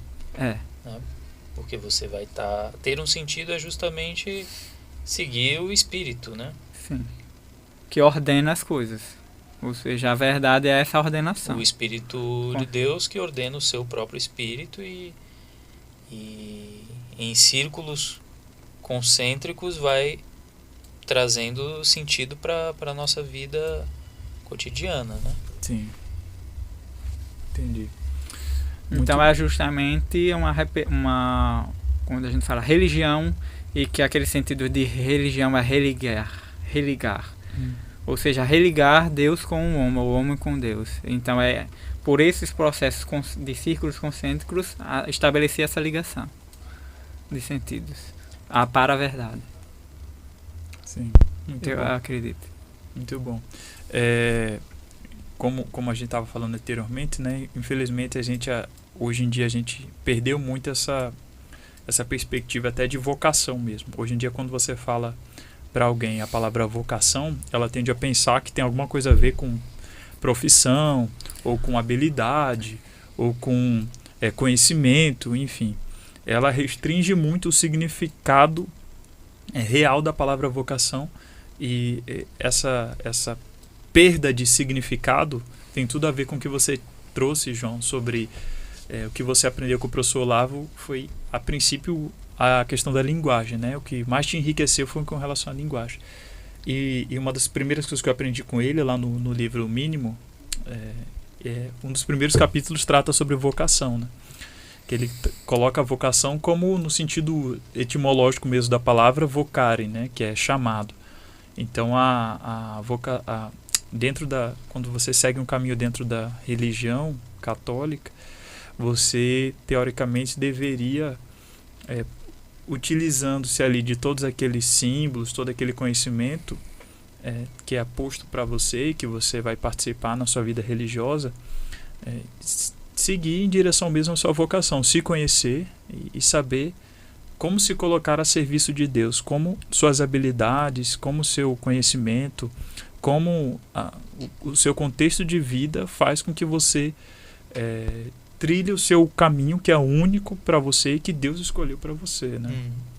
Que é dentro da sua vocação. É isso.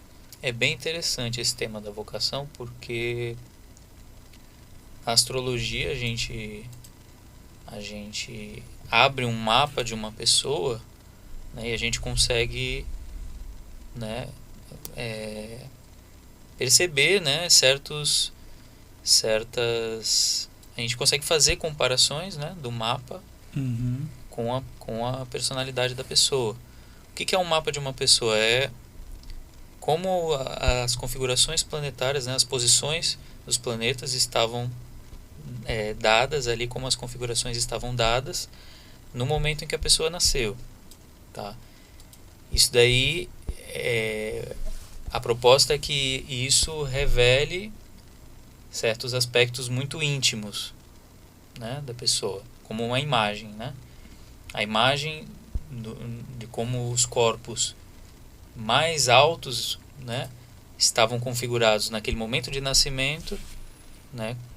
Como que isso reflete desde o mais alto, que é o macrocosmo, no mais íntimo, que é o microcosmo, que é aquela pessoa, né? No mais íntimo dela. Como que se dão essas relações?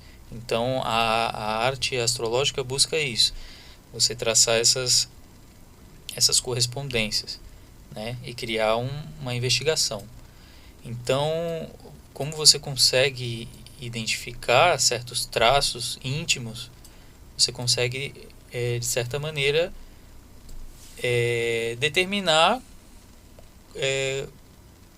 como que aquela pessoa vai se comportar, não só vai se comportar, mas o que é natural para ela, né? E aí a gente consegue enxergar, né, quais são as tendências, né? Todos nós temos livre arbítrio, em certa medida, mas em outra medida nós estamos condicionados a fazer aquilo que nós podemos fazer. Isso. Afinal, nós nascemos em certo lugar, não nascemos em outro, não somos livres para determinar isso. Não posso escolher. Eu não posso escolher quem vai aparecer na minha frente, Sim. com quem que eu vou conviver, quem serão os meus pais, em nada. Isso, exato. Então, em certa medida, nós temos nossas decisões a tomar, em outras nós estamos sujeitos às coisas externas. Sim. Tá? Mas a ideia é essa, é que traçando uma configuração, uma disposição de como que os astros estavam no momento do seu nascimento, o que existe de mais íntimo em você, e como um mapa ele pode ser visto desde a perspectiva interna de uma pessoa, que a gente estava falando, né? Um mapa pode ser a representação de qualquer coisa. Então, o mesmo mapa que é uma representação do momento que você nasceu e é a sua representação, ele pode ser a representação das coisas que estavam externas a você. Então, dá para no mesmo mapa você identificar como que o sujeito vai ser e como que o ambiente ao redor dele vai ser, entendeu? Então, a gente vai fazendo essas delineações para poder identificar um roteiro, digamos assim, um roteiro do espírito das coisas. Sim. Entendeu? Então, assim, existe livre-arbítrio, existe em certa medida, mas o destino, ele tá aí sempre e constante, né? É constante, uma influência constante na natureza e nas escolhas do indivíduo, né? Isso. Entendi. E aí, Samuel, quer trazer alguma coisa? O que eu posso dizer é que, de certa maneira, nós somos uma obra que é composta por essas três frentes, né? Essa três frentes. Essa herança que nós trazemos, que o nosso mapa reflete, a influência externa, a influência cultural do meio em que que você está instalado. Sim. E a influência da sua família, enfim. Então tem essas três frentes aí que... Peraí, as três são... É a influência... Uma... da sua herança que você carrega com você. A herança genética, eu falo aqui genética, espiritual e do mapa. Sim, o que vem que com o que vem, certo. O meio em que se está, que você nasceu. O meio é a cultura. A cultura. Certo. E o terceiro é a família. E as influências internas também. E a família. Mas assim, as influências internas a gente pode botar que é... o primeiro. Sim, entendi. Então, eu acredito que o que mais influencia, você pode pegar outros fatores menores, mas o que mais, digamos, essas três frentes, elas estão ali. Você consegue identificar. Assim, se você for fazer uma anamnese da sua alma, você consegue ver o que aquilo faz parte daquela influência que você teve. Aquilo vem da família, aquilo já estava em você, entendeu? E, de certa maneira, algumas coisas são produzidas pelas três influências. Algumas coisas são produto desses três fatores que se engalfinham. E no meio disso, como é que se dá a vocação? A vocação é uma atitude de vontade. Né? É voluntária, era parte da sua inteligência direta. A partir de que você contempla tudo isso e vê que você tem uma certa função a exercer, e que você toma por livre e espontânea vontade aquilo. Isso é uma vocação. E e você percebe que consegue dar conta daquilo. Porque vocação é justamente aquilo que você tem maior... Ou ela vai dizer que é aquilo que você tem muita resistência. Muita resistência no bom sentido, né? Porque ele dá até o exemplo que do livro pode dele. ser cansativo, pode ser desagradável, mas você consegue. Você não perde a vontade daquilo. Sim. Entendi. Você sente que tem uma responsabilidade pessoal para com aquilo, né? Muito mais do que prazer, muito mais do que interesse financeiro, muito mais até do que capacidade de fazer aquilo, mas você sente que tem que fazer. Muito bom. Você quer explicar... Você trouxe vários livros aí, você quer explicar o porquê que você trouxe ou você quer falar sobre... Porque todos não vai dar, então você quer pegar um ou dois aí para falar sobre... Eu separei aqui em temas, né? Eu assim, coisas mais próximas da outra. A gente trouxe imaginação educada, que a gente fala de imaginação, imagens. Mas aqui o nosso Lofray, ele vai direcionar para o mundo da imaginação na literatura e o que isso pode ajudar, né? Então, de certo modo, é um pouco de autoajuda, mas o que Olavo recomenda muito, esse livro recomendou. Sim. Então é um livro que pode ajudar a entender qual é a função e as qualidades que a leitura de literatura traz para a aquisição de cultura por meio da literatura. É legal porque começa o que é a literatura, né? É. Um dos primeiros conselhos que o professor Olavo dá para os seus alunos é enriquecer o seu imaginário por meio da literatura. Não só da literatura, mas das belas artes, né? De coisas boas, né? Boa música e tal, enfim. Todo um estilo de vida, se cercar de coisas bonitas, coisas boas que vão te enriquecer. E quando a gente fala de literatura e fala de autoeducação, e que o Olavo, nas suas aulas, sempre está enfatizando, ele vai dizer, assim, cada pessoa é única, cada aluno vai ter seus próprios, ter seus próprios métodos e seus próprios gostos, né? Sim, sim. Mas, em perspectiva geral, a gente pode dizer, porque eu trouxe esses dois? Porque eles são o início de tudo. Isso. A primeira literatura, as mitologias gregas, a epopeia de Gilgamesh, que é muito antiga, acho que é das primeiras. Para quem não sabe, ele foi escrito na Suméria, né? Na antiga Mesopotâmia, né? Pelos Sumérios.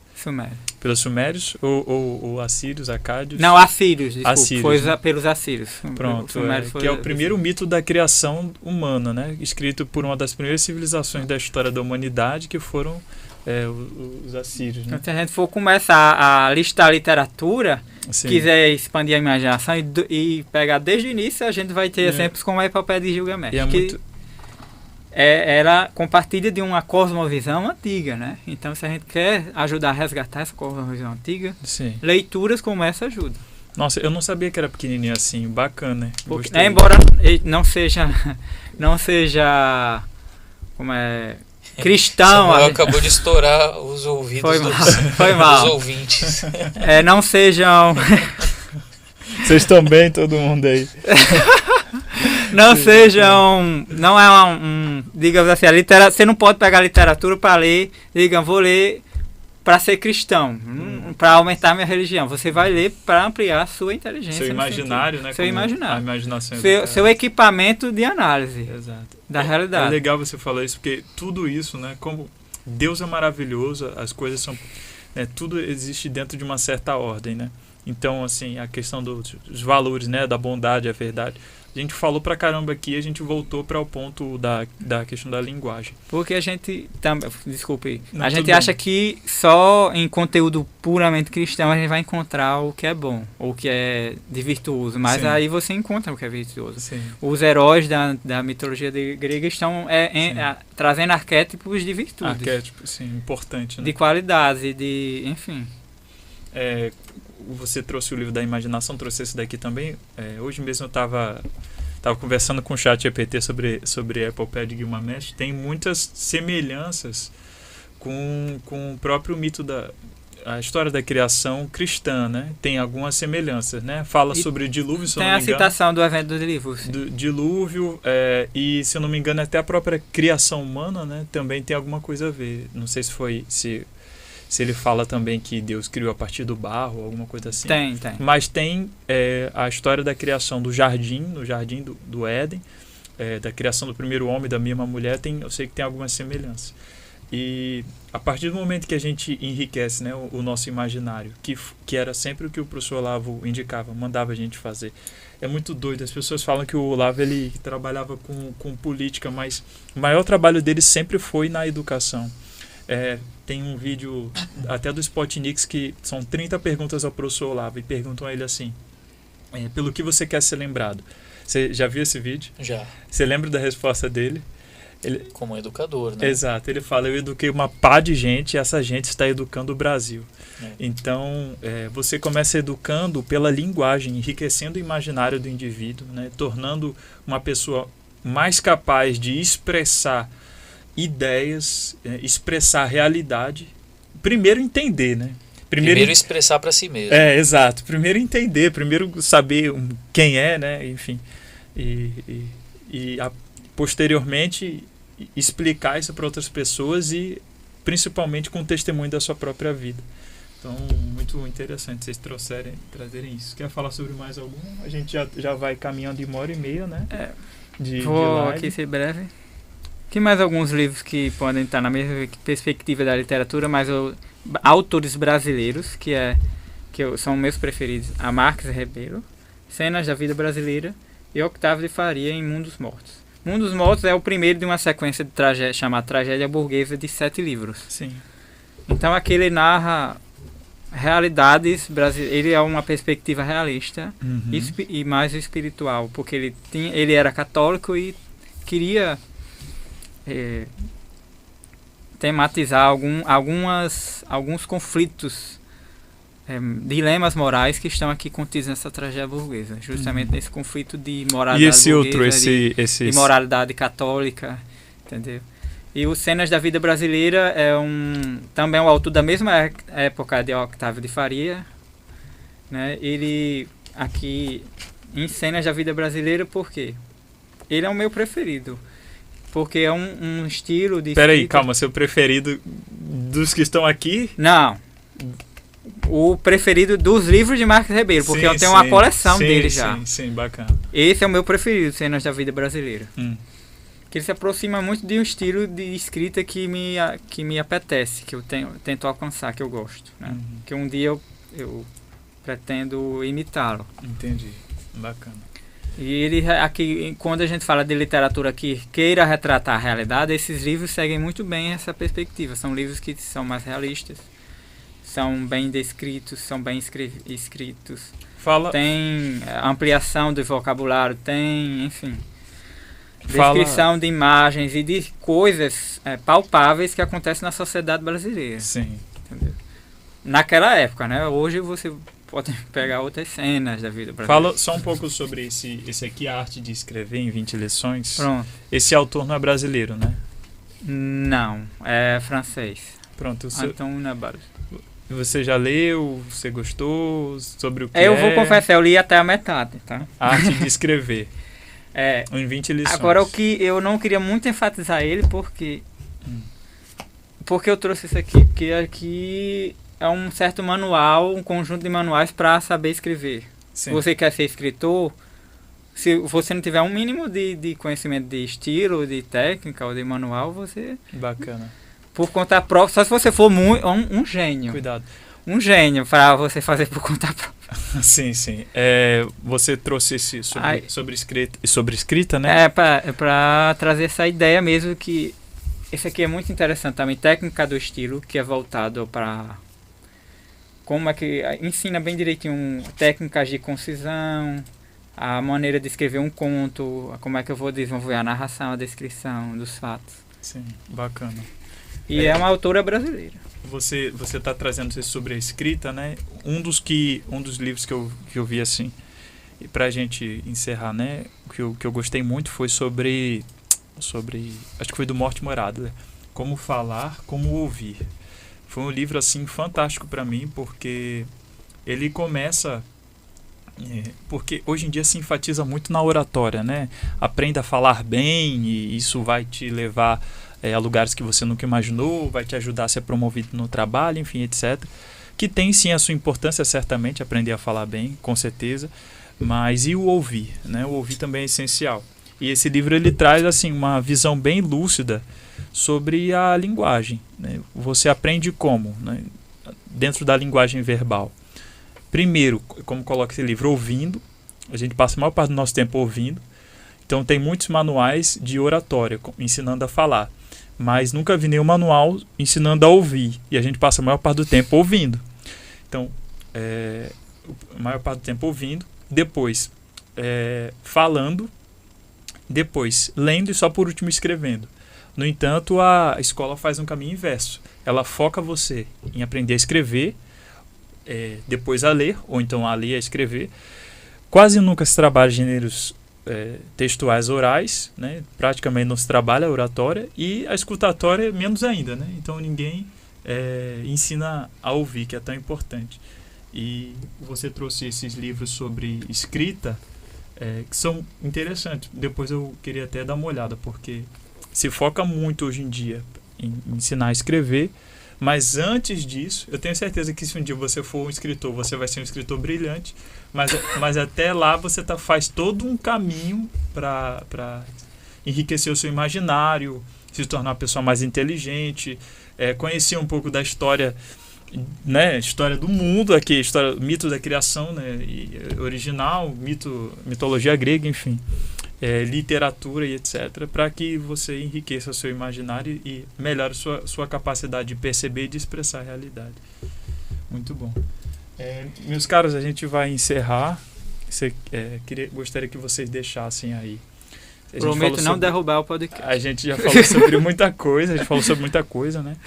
E gostaria que vocês deixassem aí para quem estiver ouvindo, ou para vocês mesmos, ou para quem vai assistir no futuro, alguma mensagem sobre aquilo que vocês trouxeram, tá? Se você quiser falar sobre astrologia, enfim, o que você quiser falar, fica à vontade. E você também, meu cara, por favor, para qual câmera? Essa daqui, João Pedro, por favor. Não, então, tudo que a gente falou causa muita estranheza nas pessoas, né? Pode causar muita estranheza. E assim, falamos desde a nossa capacidade, né? Que é muito limitada de expressar todas essas coisas, né? Sim. Mas assim, uma mensagem que eu queria deixar, né? É de que, olha, por mais que as coisas te estranheza, né? Assim, a gente deve ter coragem, né? Para seguir a nossa curiosidade, né? Seguir a nossa curiosidade nesse sentido de conhecimento. Sim. Né? A gente não pode olhar para as coisas com preconceito, né? Então, assim, existem mais coisas entre o céu e a terra, né? Do que sonha a nossa vã filosofia, né? Uhum. Então, assim, existem aspectos sutis, existem um mundo invisível, né? E assim, tudo isso pode ser investigado desde uma perspectiva e de uma maneira muito racional, tá? Então essa é a mensagem. A gente acha que tudo isso é muito, como é que se pode dizer, supersticioso. Sim. Mas não, é só você ter um pouco de imaginação e abandonar um pouco o receio, né? Sim. O receio de como observador ir tomando nota, né? E se deixar construir uma narrativa que você pode se surpreender, que é muito racional, na verdade. Então é isso. Muito bom, muito bacana você trazer isso, João. As pessoas, como a gente falou, né, acham que a fé e a razão, elas são incompatíveis. Acham que o conhecimento ou estudo da astrologia e a razão são incompatíveis. Acham que a espiritualidade, o esoterismo e a razão são incompatíveis.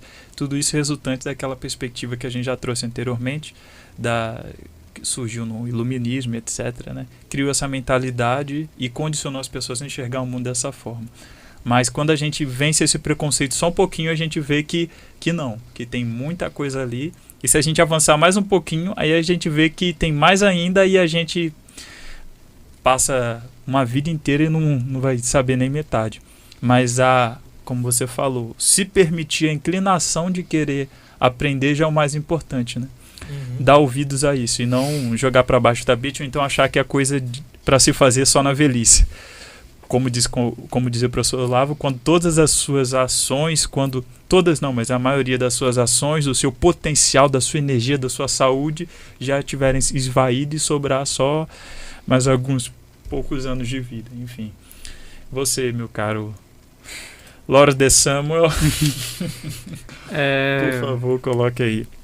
Deixe aí sua mensagem para quem estiver nos assistindo ou para quem vai nos assistir. E para quem vai nos assistir. Quero trazer para vocês daqui a 20 anos, quando você for um grande escritor e todo mundo... Vixe Maria, bota mais tempo. Eu, primeiro, subjetivamente, para as pessoas não pensarem que eu sou intelectual, não sou, tá? E que eu estou muito longe, distante de ser um escritor e de ser um intelectual. Mas que eu quero dizer também é que, diante disso, do que Olavo nos ensina, do que Olavo me ensinou e que eu espero que as pessoas possam descobrir também, é adquirir essa capacidade, absorver ou adquirir a capacidade de transmitir, mas de criar cultura também, né? Então, a principal, criar cultura no sentido, a gente pode pegar no sentido prático, mas no sentido espiritual. Tá? Então, é isso. A perspectiva é essa, que devemos cultivar e que o podcast ajuda, né? É cultivar e cultuar os valores corretos enveredar pelas trilhas certas que levam para o caminho do Espírito. Seja por qual modo for, e a construção da sua personalidade de cada um depende da sua vontade, né? Então é isso, a mensagem é essa, que os livros que foram citados aqui ajudem, inspirem. Então, eu espero que seja isso. Muito obrigado, Samuel. É muito engraçado você começar dizendo que não é um intelectual. Eu queria dizer, enfatizar isso, que eu acho que o nível que a gente está era que deveria ser o nível médio da população, do conhecimento que a gente tem, porque é muito pouco. O mínimo. Nível mínimo. O mínimo. Era para ser o mínimo, a gente nunca ia ter... O mínimo que você precisa saber. A gente nunca ia ter 9 dedos ou né? Não como presidente, mas tudo bem.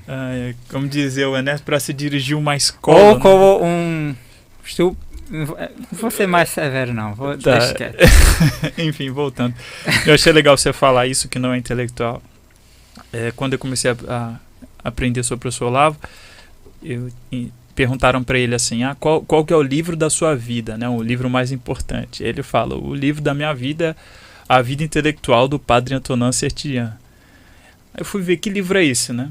Quando eu fui ver o livro, meu Deus do céu, esse livro é um livro pequeno, assim, relativamente pequeno, mas foi um choque, assim, mudou a minha vida esse livro, porque é comum que as pessoas hoje em dia associem intelectualidade à carreira acadêmica, à vida universitária, sendo que não tem nada a ver. Infelizmente, a universidade brasileira, ela meio que sequestrou esse título para si, né? Intelectual é alguém que tem mestrado, doutorado, sendo que não tem nada a ver uma coisa com a outra. Você que tem mestrado e doutorado, você é uma pessoa que se dedicou ao estudo aprofundado da ciência numa determinada área.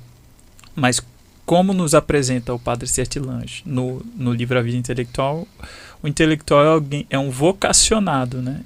O primeiro capítulo fala sobre isso. É uma vocação, ou seja, é um chamado de Deus, é um chamado superior que você tem para entender a verdade, entender a sua vida, entender o mundo, enfim, na sua maneira, seja como escritor de literatura, seja como filósofo, como, enfim, o que quer que seja. Então, a intelectualidade, ela surge a partir dessa clara consciência de que você tem aquela vocação e você vai trilhar esse caminho. Sim. Não, nessa perspectiva aí, nós falamos que quando nós falamos que nós não somos intelectuais, é porque nós nos observamos e nós vemos que nós nos traímos quase que todos os dias. Isso, exatamente. A ponto de não conseguirmos falar com tanta clareza sobre tudo que a gente estuda. Por quê? Porque a gente se dispersa, a gente tem que conviver A vida, né? Com um meio que te puxa para baixo, e nós nos rendemos, nós somos fracos, nós nos deixamos levar, né? Pela mesquinharia, É por isso que eu citei esse livro, porque quando eu li esse livro eu falei, cara, eu não sou intelectual, bicho. Esse livro, ele mostra como o meio não nos ajuda, nos atrapalha muito, e nós somos fracos. Nós dizemos que não somos intelectuais. Ele mostra o intelectual como alguém que tem a vida consagrada, né? Quase como de um monge, que assim. Muito forte, se dedica, né? a vida a isso, realmente. Então é isso. Muito aqui no meio. No meio? Eu ia falar. Sim, não, meu caro, vai lá. Rapidinho, vai. Rapidinho que o tempo tá passando. O pessoal já tá com sono. Acorda. Eu acredito que para fazer mais propaganda do Olavo aqui, eu nem sei. Olavo de Carvalho, né? Claro. Quem é o Olavo de Carvalho? Você vai aprender, assim, tem a noção do que é um intelectual, não, nem muito com o COF, mas com um curso chamado Princípios e Métodos da Autoeducação. Sim. Ali você vai conseguir entender como é que um intelectual faz e como é para ser um intelectual. Uma investigação. Como é que é a investigação que o intelectual faz? E até ajuda a entender melhor o COF, né? Embora o COF realmente é o trabalho central, não é o curso.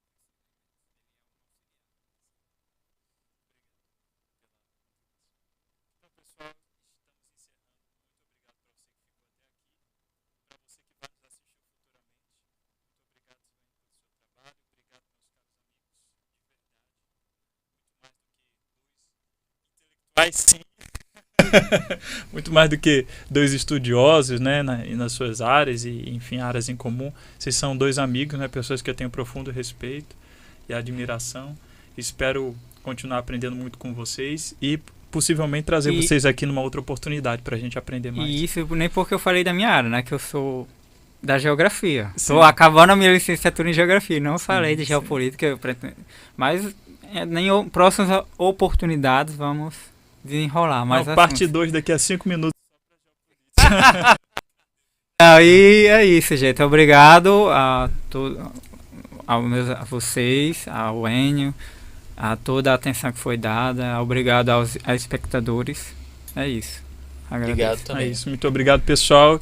E até breve, se Deus quiser.